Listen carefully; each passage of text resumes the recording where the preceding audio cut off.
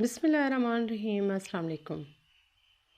ہمارے سسرال صاحب کے پڑوس میں ایک شخص نیاز رہتا تھا۔ وہ عمر کی آخری منزلوں میں تھا، مگر ابھی تک جوان سے ہمارے زیادہ تگڑا اور صحت مند تھا۔ لمبا، اونچا، چوڑا، چکلا تھا۔ وہ کبھی علاقے کا مشہور پہلوان ہوا کرتا تھا۔ کسی سبب اس نے ادھیڑ عمری تک آتے آتے پہلوانی چھوڑ دی اور تھوڑی سی زمین سے گزر بسر کرنے لگا۔ اس کی داستان میں نے اپنی ساس سے سنی تھی۔ نیاز نے بھری جوانی میں پہلوانی کی اور جب پہلوانی چھوڑی تو شادی کر لی، کیونکہ وہ زندگی کی تنہائی سے تنگ آ گیا تھا۔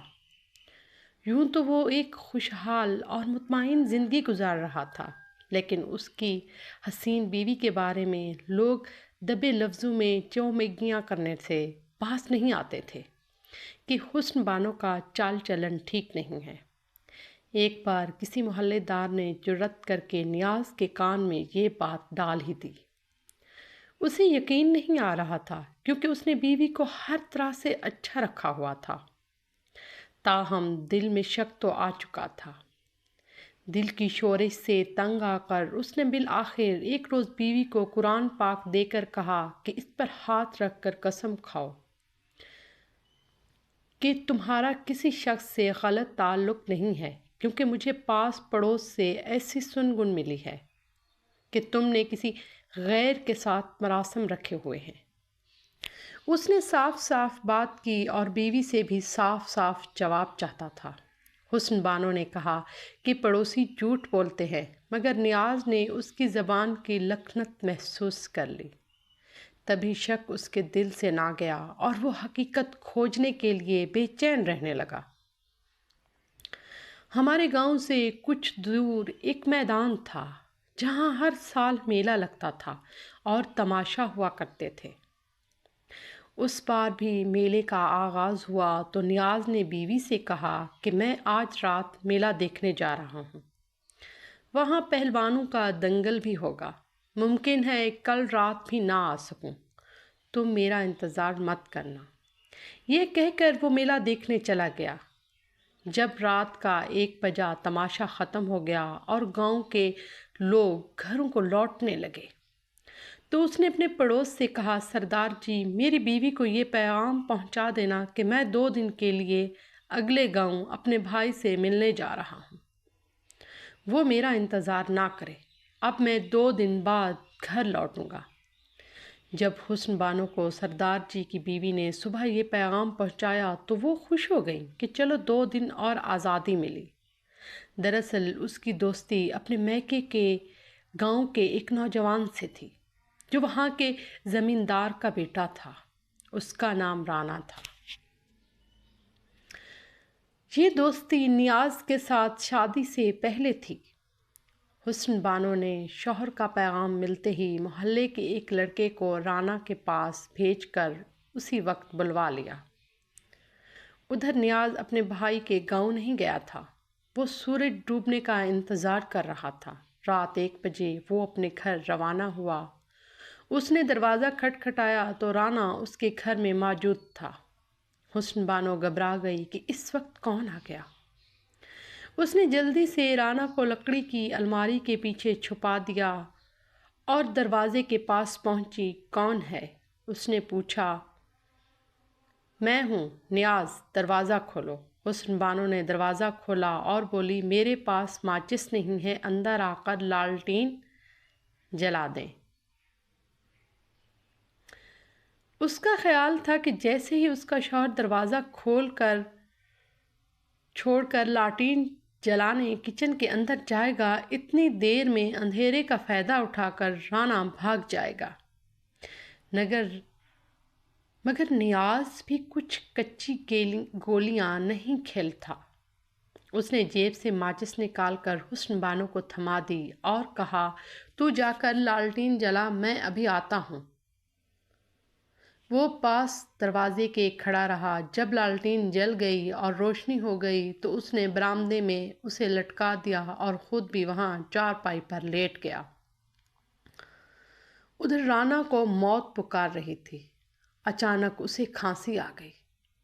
اس نے کھانسی کو دبانے کی کوشش کی، اس کوشش میں اس کا دم گھٹنے لگا، پھر آخر کار زور سے کھانسی نکل گئی۔ اس کی آواز پر نیاز اٹھ کر بیٹھ گیا۔ یہاں کون ہے؟ اس نے بیوی سے پوچھا۔ حسن بانو نے کہا شاید پڑوس سے کوئی لڑکا کھانس رہا ہے۔ نیاز نے کہا آواز پڑوس سے نہیں، ہمارے گھر کے اندر سے آئی ہے، اور کسی لڑکے کی کھانسی کی آواز ہے، اتنی بھاری نہیں ہو سکتی۔ دم گھٹنے کی وجہ سے اتنی دیر میں رانا الماری کے پیچھے سے نکل آیا اور کھانا کھانے والی تانبے کی تھالی تاک کر نیاز کو مار دی، مگر نشانہ چوک گیا اور تھالی فرش پر گر گئی۔ نیاز سمجھ گیا کہ جو بھی ہے اس کے پاس کوئی ہتھیار نہیں ہے۔ اس نے فوراً دروازے کے پیچھے سے ڈنڈا نکالا جس کے سر پر لوہے کا ہول لگا ہوا تھا، اور رانا کے سر پر پوری قوت سے مار دیا۔ وہ چکرا کر گر گیا۔ نیاز نے تابڑ توڑ وار اس کے سر پر کیے، یہاں تک کہ اس کی جان نکل گئی۔ جب وہ بے حس ہو چکا تھا تو نیاز نے بیوی سے کہا اب اس کو اٹھا کر میرے کندھوں پر ڈالو تاکہ اسے پھینک آؤں۔ لگتا ہے کوئی چور ہمارے گھر میں بھی آیا تھا اور تجھے خبر تک نہ ہوئی۔ حسن بانو بچی نہیں تھی، سمجھ گئی کہ وہ یہ بات اسے بہلانے کو کہہ رہا ہے۔ بہرحال کسی نہ کسی طرح اس نے رانا کا بے جان جسم اپنے شوہر کے کندھوں پر ڈال دیا۔ نیاز اس کو جسد خاکی ایک کنویں میں جا کر پھینک آیا، لیکن جب واپس گھر آیا تو اس کی بیوی بھاگ چکی تھی۔ صبح ہونے لگی تھی۔ اس نے اپنے خون آلود کپڑے دھو کر الگنی پر ڈال دیے، فرش کو دھویا، خود بھی نہایا، اور جب کپڑے خشک ہو گئے تو انہیں پہن کر گاؤں میں واقع ایک مزار پر چلا گیا۔ جب صبح ہوئی تو رانا کے گھر والوں کو پریشانی ہوئی کہ وہ ابھی تک گھر نہیں آیا۔ ان کو علم تھا کہ ساتھ والے گاؤں سے ایک لڑکا کبھی کبھی اس کو بلانے آتا تھا۔ وہ فوراً ساتھ والے گاؤں گئے اور ڈھونڈتے ڈھونڈتے نیاز کے گھر کے پاس پہنچ گئے۔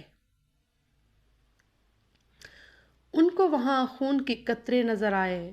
وہ ان قطروں کا پیچھا کرتے ہوئے کنویں کے پاس پہنچ گئے۔ ایک آدمی کنویں میں اترا، اسے لاش نظر آ گئی، اسے رسی سے نکالا گیا۔ اتنی دیر میں کسی نے تھانے میں اطلاع کر دی اور پولیس آ گئی۔ نیاز جب مزار سے واپس آیا تو پولیس والوں سے ہاتھ ملایا۔ انہوں نے رانا کے بارے میں پوچھا تو اس نے کہہ دیا کہ میں نے مارا ہے، مگر پولیس والے یقین نہیں کر رہے تھے کیونکہ اس کا کردار بہت اچھا تھا اور سبھی علاقے کے لوگ اس کی عزت کرتے تھے۔ لیکن جب اس نے وہ ڈنڈا دکھایا جس سے رانا کو مارا تھا تب وہ اسے تھانے لے گئے۔ اسے کچھ عرصے کی جیل ہو گئی۔ جب سزا کاٹ کر واپس آیا تو اس نے بیوی کو طلاق دے دی۔ رانا کے بھائیوں نے دوبارہ اس پر قاتلانہ حملہ بھی کروائے، مگر وہ بچ گیا اور اپنے بیٹے کو لے کر کسی اور طرف کوچ کر گیا۔ اس واقعے کو 15 برس بیت گئے۔ لوگوں کے ذہنوں سے یہ واقعے کی یاد محو ہونے لگی کہ ایک بار پھر گاؤں میں ایک اور واقعے نے جنم لیا تھا۔ بھولی باتیں تازہ ہو گئیں۔ ان دنوں میں اسکول میں پڑھتی تھی۔ میرے ساتھ ایک لڑکی چندا بھی پڑھتی تھی، وہ میری سہیلی بن گئی۔ ایک دن چندا نے بتایا کہ وہ بہت پریشان ہے۔ میں نے پریشانی کی وجہ پوچھی تو بولی میں ایک لڑکے زبیر کو چاہتی ہوں، وہ بہت خوبصورت ہے مگر خوشحال گھرانے سے نہیں ہے، یہی پریشانی ہے۔ تمہیں اس لڑکے سے میل جول ختم کر دینا چاہیے، ورنہ تم اس کے لیے مصیبت بن جاؤ گی اور تمہاری چاہت کی سزا تمہارے بھائی اس غریب لڑکے کو دے دیں گے۔ بات یہ تھی کہ چندا کا تعلق گاؤں کے معزز گھرانے سے تھا۔ اس کے والد اپنی اراضی کی دیکھ بھال کی خاطر شہر سے گاؤں آ بسے تھے۔ ورنہ اس کے تایا چچا شہر میں اعلیٰ عہدوں پر فیض تھے۔ اس کے برعکس زبیر کا کوئی نہیں تھا۔ وہ یہاں کسی رشتہ دار کے توسط سے آیا تھا اور چندا کے والد نے اس کو اپنا گھریلو ملازم رکھ لیا تھا۔ وہ بلا شبہ ایک غریب لڑکا تھا۔ ماں باپ مر چکے تھے، میٹرک پاس اور خوبصورت نوجوان تھا۔ میں اکثر چندا کو سمجھاتی تھی کہ وہ اس کے خیال سے باز آ جائے کیونکہ یہ موت کا کھیل ہے، لیکن وہ زبیر کو کسی قیمت پر کھونا نہیں چاہتی تھی۔ آخر اس بات کی بھنک اس کے گھر والوں کو ہو گئی کہ ان کی لڑکی گھر کے ملازموں کے ساتھ پیار کی پنگیاں بڑھا رہی ہے۔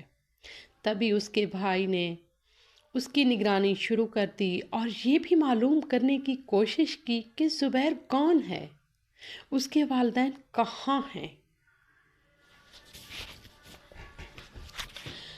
جب چندا کے والد کو پتہ چلا کہ یہ مشہور پہلوان نیاز کا بیٹا ہے تو اس نے سوچ میں پڑ گیا۔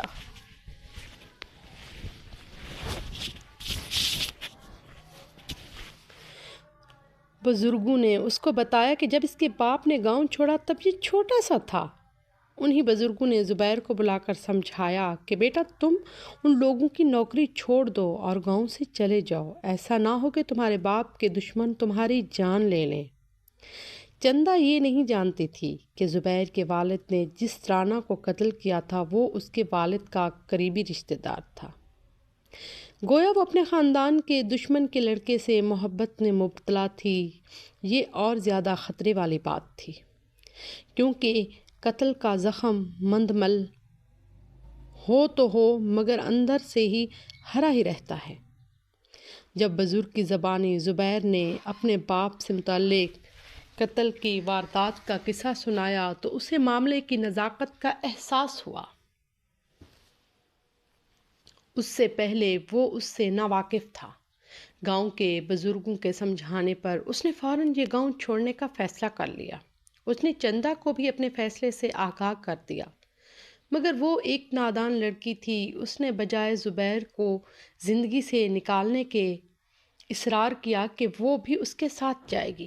کہنے لگی مجھے تمہارے والد یا تمہارے ماضی سے کچھ مطلب نہیں، میں نے فیصلہ کر لیا ہے، جیوں یا مروں مگر تمہارے ساتھ رہوں گی۔ اس سی ضدی لڑکی نے اسے اتنا مجبور کیا کہ وہ بے بس ہو گیا اور دنوں نے آدھی رات کو گھر چھوڑ دیا۔ چندا اپنے ساتھ 2 جوڑے کپڑے اور کچھ زیور لے گئی۔ انہوں نے تھوڑا سا فاصلہ طے کیا تھا کہ کھیتوں میں موجود کتے بھونکنے لگے۔ کتوں کے بھونکنے سے گاؤں والے سمجھ جاتے ہیں کہ کھیتوں میں کوئی داخل ہوا ہے۔ تبھی لوگ لالٹین اور لاٹھیاں لے کر بہر کا جائزہ لینے لگے۔ گاؤں کے لوگوں نے فوراً ہتھیار سنبھالے اور بہر آ گئے۔ ان میں سے ایک جوان جو بہت خیالہ تھا، اس نے ادھر کو دوڑ لگا دی جدھر سے کتوں کے بھونکنے کی آواز آ رہی تھی۔ باقی لوگ تو اس کے تعاقب میں رہے تھے کہ مگر یہ نوجوان جس کا نام منظور تھا اس طرف اس کا باڑا بھی تھا۔ نوجوانوں نے زور سے للکارا کون ہو، رک جاؤ۔ وہ سمجھ رہا تھا کہ کوئی چور گائے بھینس کھولنے نکلا ہے۔ اس نے ٹارچ کی روشنی گھمائی، وہاں کوئی چور تو نہ تھا مگر ایک لڑکا اور لڑکی بھاگے جا رہے تھے۔ وہ بھی پیچھے بھاگا اور انہیں جا لیا۔ ٹارچ کی روشنی ان کے چہروں پر ڈالی تو دیکھا کہ یہ زبیر تھا جو ملکوں کی لڑکی کو بھگائے لے جا رہا ہے۔ اس کو چندا پر ترس آ گیا۔ اس نے کہا چندا بی بی تم اپنی عزت دار باپ بھائیوں کے چہرے پر کالک نہ ملو، یوں بھی تم لوگ پکڑے جاؤ گے۔ گاؤں کے لوگ تمہارے تعاقب میں آ رہے ہیں۔ میرے باڑے میں جا کر چھپ جاؤ، وہاں میرے جانور بندھے ہیں۔ چندا دوڑتی ہوئی گئی اور باڑے میں جا کر چھپ گئی، لیکن زبیر کو اس نے دھر لیا۔ اتنے میں گاؤں والے آ پہنچے۔ انہوں نے دیکھا کہ منظور زبیر کو پکڑ کر کھڑا تھا۔ اس نے لوگوں سے کہا یہ میری گائے کھول رہا تھا، اسے چوری کی سزا ہو گئی۔ زبیر خاموش رہا۔ تبھی منظور نے تعاقب میں آئے لوگوں سے کہا اس کا دھیان رکھنا، یہ بھاگنے نہ پائے، یہ میرا چور ہے، اس کو سزا بھی میں دوں گا، تم میں سے کوئی اس کو کچھ نہیں کہے گا۔ میری گائے کھلی ہوئی ہے، میں اسے کھونٹے سے باندھ کر ابھی آیا۔ یہ کہہ کر وہ دوڑتا ہوا باڑے میں گیا اور چندا سے کہا، یہ لو لاٹھی اور ابھی کے ابھی باڑے کے پچھلے دروازے سے نکل کر فوراً اپنے گھر چلی جاؤ۔ ابھی سب سو رہے ہیں، زیادہ وقت نہیں گزرا۔ بدنامی سے بچنے اور اپنی جان بچانے کا بس یہی طریقہ ہے۔ وہ لڑکا گاؤں والوں کے ہاتھوں میں ہے، مجھے فوراً جا کر اس کی بھی جان بچانی ہے۔ چندا اس کی بات سمجھ گئی۔ منظور باڑے سے نکل کر دوڑتا ہوا ہجوم کے پاس آیا اور چندا دوسری جانب سے اپنے گھر کی طرف دوڑ پڑی۔ وہ ہانپتی کانپتی 10 منٹ سے پہلے گھر پہنچ گئی اور جاتے ہی اپنی چارپائی پر ڈھہ گئی۔ گھر والے بے خبر سو رہے تھے۔ اس کی دہلیز پار کرنے اور پھر واپس آنے کی ان کو خبر نہ ہوئی۔ ماں البتہ جاگ رہی تھی۔ اس نے جا کر دروازے کی کنڈی لگا دی، فیملی ویکیشن پکچرز زبیر کو منظور کرنے کے لیے لوگوں کے گھیرے سے نکالا اور اپنے ساتھ لے گیا۔ صبح ہو گئی تو میں نے اس چور کا فیصلہ کروں گا۔ اب آپ سب لوگ اپنے گھر جائیں، صبح اسے چور کی حیثیت سے گاؤں کی پنچایت میں پیش کروں گا۔ اور منظور نے اس کے پاسداری کرتے ہوئے اس کو گاؤں بدر کرنے کا مطالبہ کیا اور کوئی دوسری سزا نہ دلوائی، کیونکہ گائے کی چوری کی سزا حوالہ پولیس کرنا یا خود جرمانہ عائد کرنا بنتی تھی۔ گاؤں میں اس کا کوئی نہ تھا جس سے جرمانہ وصول کیا جاتا۔ منظور نے کہا، اس کو مار پیٹ کر بھی کریں گے تو کیا حاصل؟ کون اس کے زخموں کا علاج کرائے گا؟ میری گائے میرے تھان پر ہے، اس کو اتنی سزا کافی ہے کہ گاؤں بدر کر دے۔ یوں زبیر جان بچا کر وہاں سے چلا گیا۔ اگلے دن جب چندا مجھ سے ملی تو بہت دہشت زدہ تھی۔ وہ روتے ہوئے بولی، تم نے سچ کہا تھا کہ گھر سے بھاگنا آسان نہیں، مجھے پہلے ہی اس حقیقت کو تسلیم کر لینا چاہیے تھا۔ آج اللہ نے ہم دونوں پر کرم کیا۔ اگر ہم منظور جیسے نیک انسان کے بجائے گاؤں والوں کے ہجوم کے ہاتھ آ جاتے تو وہ ہمیں میرے والد اور بھائیوں کے حوالے کر کے ہماری موت یقینی بنا دیتے۔ میں نے کہا، شکر کرو چندا، تمہاری ماں کی دعائیں کام آ گئیں، ورنہ تمہارے ساتھ ہونا تو یہی تھا۔ آج اس کی شادی ایک زمیندار گھرانے میں ہو چکی ہے اور زبیر پھر کبھی ہمارے گاؤں لوٹ کر نہیں آیا۔ میں اب بھی یہی سوچتی ہوں کہ ہماری لڑکیوں کو کب عقل آئے گی۔ ہمارے چینل کو سبسکرائب کیجیے گا اور کمنٹ میں بھی بتائیے گا کہ آپ کو ہماری ویڈیو کیسی لگتی ہیں۔ شکریہ۔